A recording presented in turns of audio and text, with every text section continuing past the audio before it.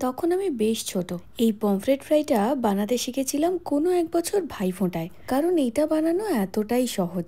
এই pomfret fritter জন্যে মাঝারি বা ছোট সাইজের পমফ্রেট মাছের মধ্যে লেবুর রস, নুন আর হলুদ গুঁড়ো মাখিয়ে 8 থেকে 10 মিনিট রেখে দিতে হবে। পেস্ট বানাতে হবে রসুন, আদা, কাঁচা লঙ্কা, পুদিনা পাতা, ধনে পাতা, নুন, গরম মশলা আর সর্ষের তেলের। মশলা বাটা হয়ে গেলে নুন হলুদ মাখানো মাছের মধ্যে এই মশলাটা দিয়ে বেশ ভালো করে মাখিয়ে 2-3 ঘন্টার জন্য ফ্রিজে রেখে দিতে হবে।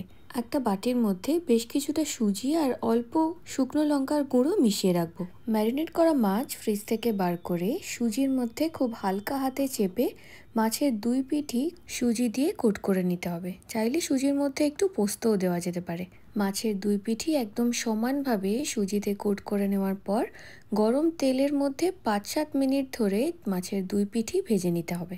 পমফ্রেট খুবই নরম মাছ, তাই ভাজা হতে খুব বেশি সময় একদমই লাগবে না। ফিশ ফ্রাই বানানোর মতো ডিম, ব্রেড ক্রাম্বের ঝামেলা নেই, অথচ বাইরেটা ক্রিস্পি আর ভিতরে সফট। কাল ভাইফোঁটায় তোমরাও তোমাদের ভাইদের জন্যে এরকম সুজি দিয়ে পমফ্রেট ফ্রাইটা বানাতে পারো। বানানো যেরকম সহজ, খেতেও ততটাই ফাটাফাটি।